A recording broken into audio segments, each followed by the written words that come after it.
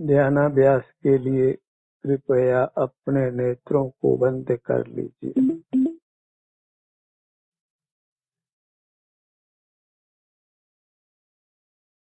सिर से पैरों तक हमको यह अनुभव होता है कि यह मैं हूँ। खुले नेत्रों से ही हमको ये भ्रम होता है कि ये मूर्त शरीर है, मैं नहीं हूँ। सारा धोखा इंद्रिय ज्ञान से होता है। अगर नेत्रों को बंद रखें तो कहीं यह अनुभव नहीं होता है कि यह भौतिक शरीर है, मैं नहीं हूँ। वहाँ अनुभव यही होता है कि यह मैं हूँ, कि मैं स्वस्थ हूँ या अस्वस्थ हूँ, मैं सुखी हूँ या दुखी हूँ। वहाँ कहीं भौतिक शरीर खड़ा नहीं होता है। सारा धोखा इंद्रिय ज्ञान से होता है। उसका निरोध किया जाए तो फिर भ्रम उत्पन्न नहीं होता है। संसार भ्रम से है। भ्रम मिट जाने पर संसार भी मिट जाता है। भ्रम मिटाने के लिए इंद्रिय द्वारों को बंद रखकर अपना अनुभव करना है। तब शीघ्र ही संसार का अंत आ जाता है। बाह्य जगत के जानने में इंद्रियों की पराधीनता है, प्रकाश की पराधीनता है। आंखें खुली भी हो पर प्रकाश नहीं हो तो मूर्त पदार्थ ज्ञात नहीं होते हैं। अंधेरा हो, आंखें खुली भी हो तो हमारा भौतिक शरीर भी ज्ञात नहीं होता है।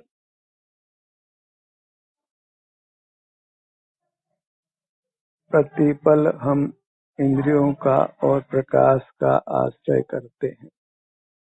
पराश्रय से जीते हैं। पराश्रय में लोक में भी सुख नहीं माना जाता है। पराधीन सपने सुख नहीं। सारा दुख पराश्रय का है, जो खुली इंद्रियों से और प्रकाश से होता है। परावलंबन करना हमको शोभा नहीं देता है। परावलंबन में सुख भी नहीं है। स्वावलंबी जीव ही स्वाधीन होता है, सुख का अनुभव करता है। लोक में भी आत्मनिर्भर होने को अच्छा माना जाता है। बस लोक में आत्मा की परिभाषा खो गई है। कमाकर खाने को ही आत्मनिर्भर मान लिया जाता है। अपने भौतिक शरीर पर आलम्बन को ही आत्मनिर्भर मान लिया जाता है। पर आत्मा संवेदन गम्य है। संवेदन से ही उस पर निर्भरता होती है। सिर से पैरों तक जो अपना स्वरूप है, अपना आभ्यंतर शरीर है, उसी के अनुभव रूप रहना, संवेदन रूप रहना, वह आत्मनिर्भर होना है, स्वाधीन होना है, स्वाश्रित जीना है, जिससे फिर दुख का अनुभव नहीं होकर सुख का अनुभव होता है। पराश्रय करना अपराध है। परावलंबी होना अपराध है। पैरासाइट नहीं होना है, आत्मनिर्भर होना है। आत्मा सुख स्वभावी होने से, उस पर निर्भर होने से सुख का अनुभव होता है। बस हमको इंद्रिय ज्ञान के निरोध का प्रयत्न करना है। इसीलिए ध्यान को यत्न साध्य कहा जाता है, क्योंकि संस्कार बहिर्मुखता का है। संस्कार को मेटने में प्रयत्न लगता है। जो जहाँ जैसे जी रहा है वैसे ही जीना चाहता है। परिवर्तन प्राय जीवों को स्वीकार नहीं होता है, और यहाँ तो आमूल चूल परिवर्तन है। जो मुख बाहर है उसको 100% बंद करना है। 100% बहिर्मुखता को मेटना है। उसका अंश भी बुरा है, अंश भी आत्मघातक है, हमको संसार में रोकता है, नाना दुखों को देता है।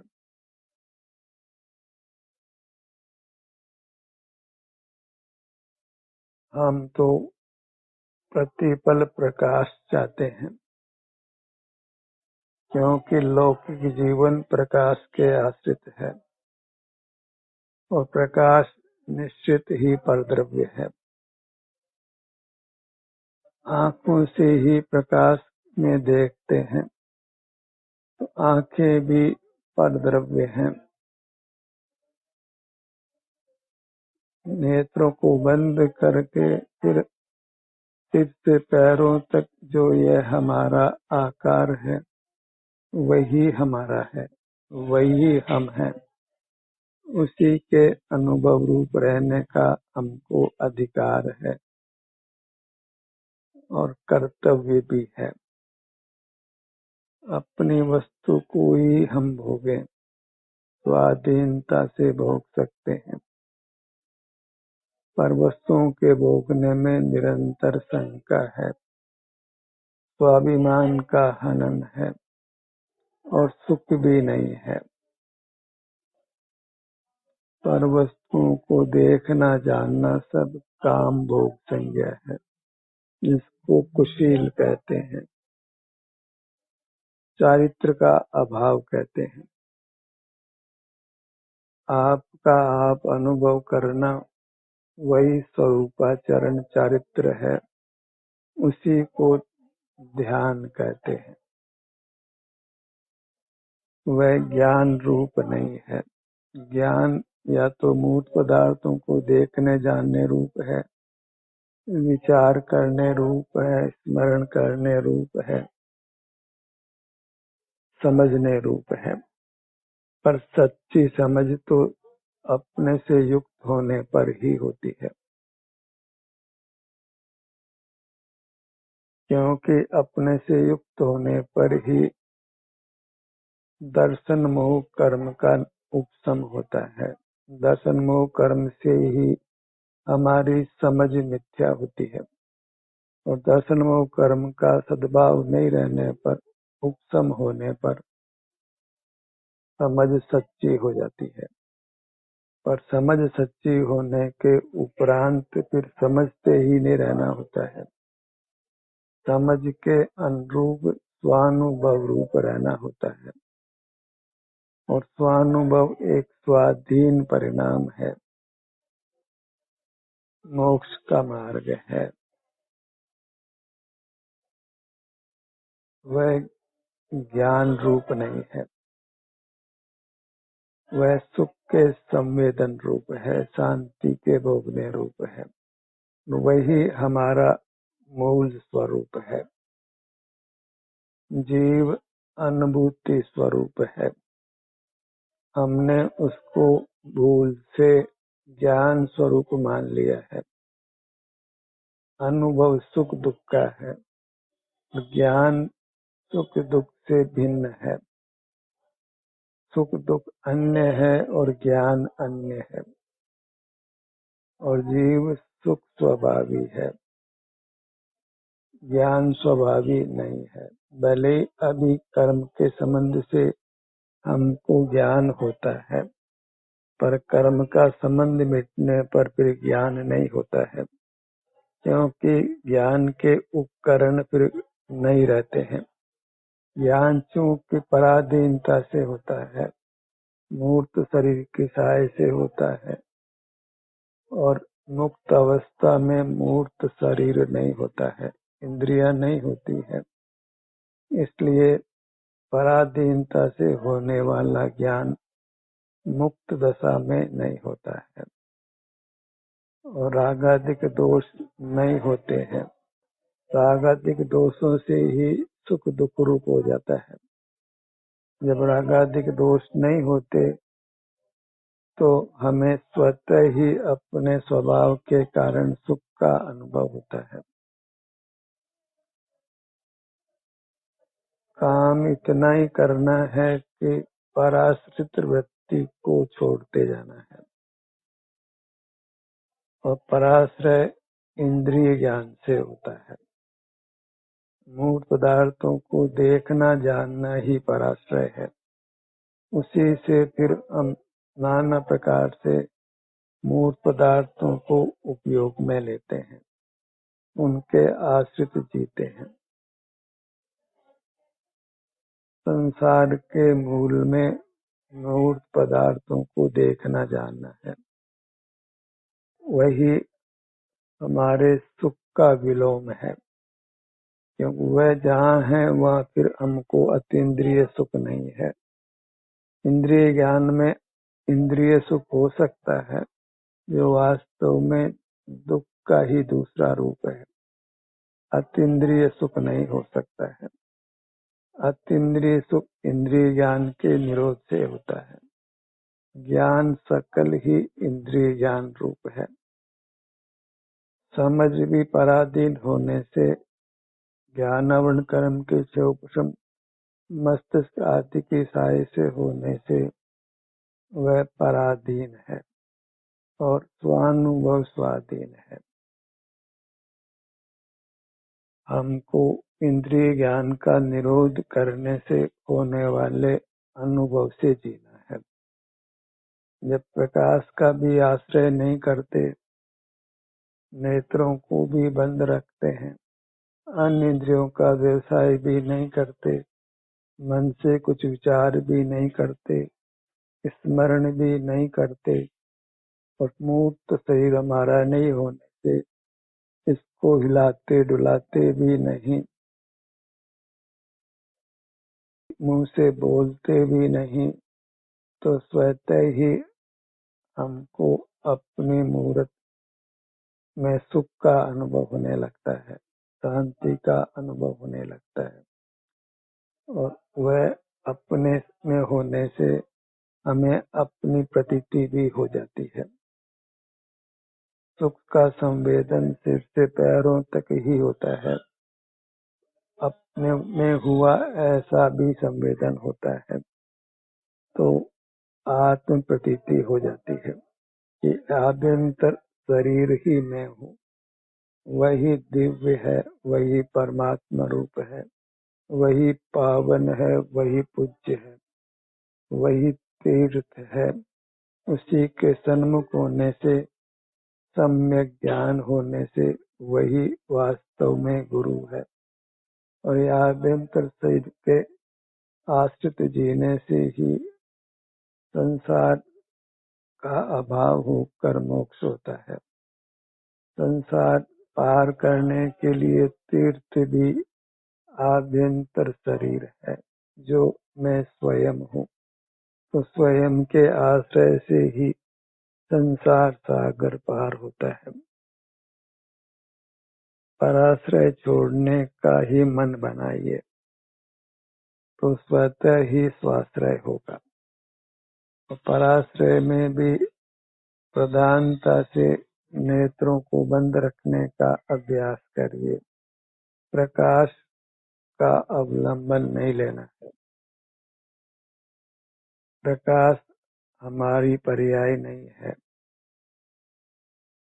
और इंद्रिय ज्ञान भी स्वाधीनता से नहीं होने से ये हमारी स्वाभाविक पर्याय नहीं है। स्वाभाविक पर्याय जो बिना प्रकाश बिना इंद्रियों के होती है वह शांति के अनुभव रूप है, निराकुलता के अनुभव रूप है, जो बहिर्मुखता को मिटाने पर अपने विस्तार में अपने आभ्यंतर शरीर में अनुभव में आती है। अपनी मुद्रा से ही सतत युक्त रहना है। उसका हेतु भी यह है कि यही पावन पदार्थ है, उत्तम पदार्थ है। परमार्थ से इसी को परमात्मा संज्ञा है। हम परमात्मा की मूर्तियों को देखने के लिए तो दूर दूर चले जाते हैं। वह तो प्रगट ही अचेतन है, पुद्गल है, पर अपनी मूर्त जो चेतन है, आनंद रूप अनुभव में आती है, उसकी ओर ढलने का हम किंचित भी प्रयत्न नहीं करते। ये अपने आप में बड़ा खेद का विषय है। आप ही सुख स्वरूप है, आप ही आपका परमात्मा है, और हम अन्य परमात्माओं की ओर ही दौड़ते चले जाते हैं, जबकि अन्य परमात्मा भी वास्तव में मूर्त रूप से नहीं है। मूर्त रूप से तो शुद्ध पुद्गल ही है, और वहाँ किंचित भी स्वाधीन सुख का अनुभव नहीं होता है। और उसके लक्ष्य से तो सम्यक ज्ञान भी होना संभव नहीं है, क्योंकि सम्यक ज्ञान नियम से इंद्रिय ज्ञान में नहीं होता है, नियम से स्वसंवेदन से होता है, इंद्रिय ज्ञान के निरोध से होता है। स्वसंवेदन वह इंद्रिय ज्ञान नहीं है, वह इंद्रिय ज्ञान का विलोम है। इंद्रिय ज्ञान का मुख बाहर है और स्वसंवेदन का मुख बाहर नहीं है। वह तो अपने भोगने रूप है। वहाँ आप ही भोगता है और आप ही भोग्य है।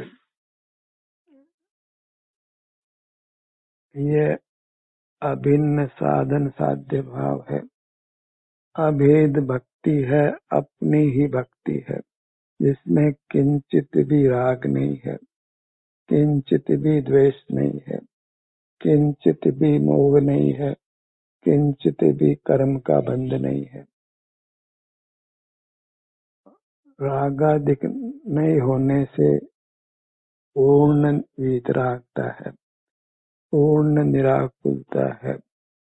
बस असता वेदनी का उदय हो तो वेदना का अनुभव होता है, उसको हमने शांति से सह लेना है। उसको परिचय जय कहते हैं। मोक्ष मार्ग में इंद्रिय जय करना, परिचय जय करना, इन दो से ही मोक्ष की प्राप्ति होती है। बहिर्मुख नहीं होना और अपने सन्मुख होने पर असाध्य वेदनी जन्य शरीर में अप्रिय संवेदना भी मिले तो उसको सहन करना है, लेकिन पराश्रय नहीं करना है। सबसे हीन परिणाम वह पराश्रय का है, परावलंबी होने का है। परावलंबी जीव ही निंद्य होता है, प्रशंसनीय नहीं है। जो स्वानुभव रूप रहता है, स्वाधीन रहता है, वही उत्तम जीव है, उसी को साधक या सिद्ध संज्ञा है। अपनी मूर्त को आपने सतत लक्ष्य में रखना है, इसी से मनुष्य भव पाना सार्थक होता है। और जैन कुल में तो जिनागम में इसी का उपदेश मिलता है। वहाँ कहीं परमात्मा से सुख होने की बात नहीं कही जाती। जिनागम स्वानुभव से ही सुख होना मानता है। अपनी मूर्त ही शाश्वत है और उसके आश्रय से शाश्वत सुख होता है। फिर मरण का भय नहीं है, क्योंकि शाश्वत का मरण नहीं होता है। आज तक जीव ने मरण का अनुभव नहीं किया है। वेदना भले ही भोगी हो, पर मरण का अनुभव नहीं किया है। जैसे जीव नींद से जागता है ऐसे ही जीव फिर आयु पूरी कर नूतन शरीर में उत्पन्न होता है। वहाँ किंचित एक पल को भी मरण नहीं है, इसलिए मरण का अनुभव भी नहीं है। दुख तो इसलिए होता है कि जिन पदार्थों को हमने देखा जाना है, अपना माना है, उनको छोड़ने के नाम से हमको भय उत्पन्न होता है। और जिस मूर्त शरीर के आश्रय से हम जी रहे हैं, ये मूर्त शरीर नहीं रहेगा, आगे यह मूर्त शरीर कैसा मिलेगा, इंद्रियां मिलेगी या नहीं मिलेगी, इसका ही भय सताता है। पर जब अपने को नित्य निर्धारित कर लिया जाता है, सुख स्वभावी निर्धारित कर लिया जाता है, तो फिर संयोगों की रुचि टूट जाती है, तो संयोगों के छूटने का दुख भी नहीं होता है। जब बाह्य जगत की रुचि नहीं रही, बहिर्मुखता को छोड़ने का ही रात दिन प्रयत्न होता है, रात दिन अपने में स्थित रहने का पुरुषार्थ होता है, तो वहाँ फिर आनंद की धारा चलती है। और जहाँ आनंद की धारा है, वहाँ फिर मरण का भय नहीं है। बहिर्मुख रहे और फिर मरण का भय नहीं हो, ये कदापि संभव नहीं है। स्वानुभव में स्थित व्यक्ति को ही मरण का भय नहीं होता है, रोग का भय नहीं होता है, दुखों का भय नहीं होता है। वहाँ केवल परमानंद का भोग है। मोक्ष मार्ग में भी और मोक्ष में भी तो सुख के लिए बस हमको स्वाधीन होना है। सिर से पैरों तक ये मेरा शरीर है, खुली इंद्रियों की बात ही नहीं है। बंद इंद्रियों से सही रूप से जो अनुभव में आता है, वह मेरा शरीर है, वह मैं स्वयं हूँ। और शांति का अनुभव होने से ये मेरा शरीर शांति स्वरूप है, आनंद स्वरूप है, परमात्मा रूप है। क्योंकि इसके आश्रय से किंचित भी रागादिक नहीं होते, वीतराग होते हैं, और परमात्मा भी वीतराग होते हैं। इस प्रकार जीव स्वानुभव में स्थित अपने को परमात्मा रूप देखता है, मानता है और अपने परमात्मा की शरण में रहता है। यह शरण आनंद रूप है। बाहर तो किसी परमात्मा के सन्मुख रहे तो कोई आनंद अतीन्द्रिय प्रकट नहीं हो सकता है। वहाँ इसलिए शरण नहीं है, शरण आपको आप।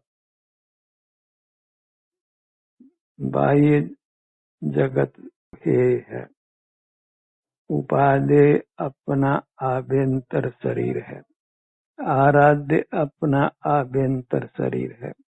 भव भव में इसने भिन्न परमात्मा की आराधना पूजा दर्शन किए हैं, जिनकी वास्तव में कभी उपलब्धि नहीं हो सकती है, क्योंकि परमात्मा इंद्रिय ज्ञान के विषय नहीं होते हैं, वे प्रगट अमूर्त हैं, और अमूर्त इंद्रिय ज्ञान का विषय नहीं बनता है।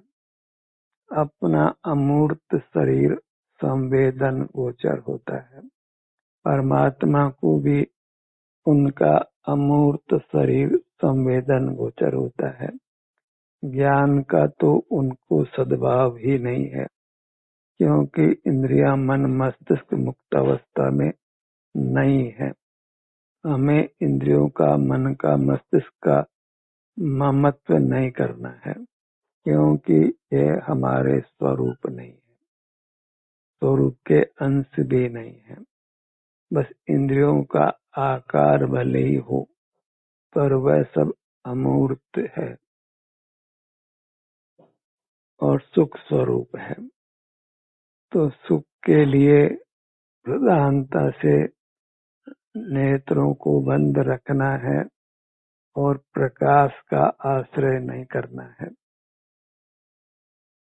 ध्यान सुगमता से होता है जब अंधेरा होता है, रात्रि होती है और दिन होता है, तो प्रकाश में नहीं बैठकर हम कहीं प्रकाश तीव्र नहीं हो, वहाँ यदि अपने सन्मुख रहते हैं तो सहजता होती है।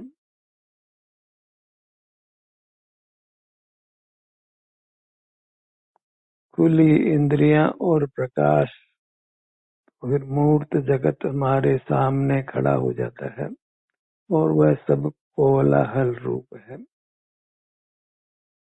जीव अकेला ही आनंद स्वरूप है। स्वानुभूति गम्य है और स्वानुभव से ही आनंद रूप परिणमन करता है। अपने विभिन्न अवयवों को लक्ष्य में लीजिए। प्रथम तो मोटे मोटे भागों को लक्ष्य में लेना योग्य है, जैसे पूरा मुखमंडल, पूरा धड़ भाग, पूरी गर्दन, पूरी दाहिनी भुजा, पूरी बाईं भुजा, पूरा दायां पैर, पूरा बायां पैर, पेट का भाग, पीठ का भाग, ऐसे बड़े बड़े भागों को लक्ष्य में लें और फिर छोटे छोटे भागों को लक्ष्य में लें, जैसे दोनों नेत्र, दोनों कान या बायां कान, दायां कान, बाईं आंख, दाईं आंख, बायां नथुना, दायां नथुना। नाना अंग दो दो हैं, तो दोनों को पृथक पृथक अनुभव में लें। एक भाग से दूसरे भाग तक अनुभव करें, ऊपर से नीचे गमन करें, नीचे से ऊपर गमन करें, बाएं से दाएं गमन करें, दाएं से बाएं गमन करें, आगे से पीछे की ओर जाएं, पीछे से आगे की ओर आए। रहना अपनी मर्यादा में है, अपने मनुष्याकार रूप है।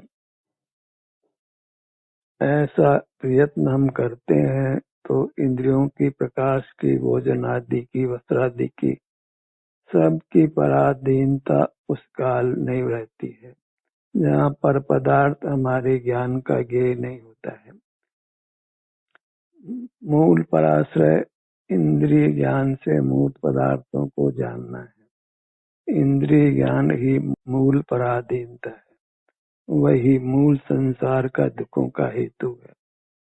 तो जैसे इंद्रिय ज्ञान से मुक्त होकर हम अपने शारीरिक सुख दुख के अनुभव रूप रहे, यही प्रयत्न करते हुए रहना है, तो फिर संसार का अंत शीघ्र आने वाला है। स्वाधीन अतीन्द्रिय सुख अनंत काल पर्यंत भोगते हुए रहना है। यही ध्यानाभ्यास का उत्तम फल है। ध्यान का ये सत्र यहीं समाप्त होता है।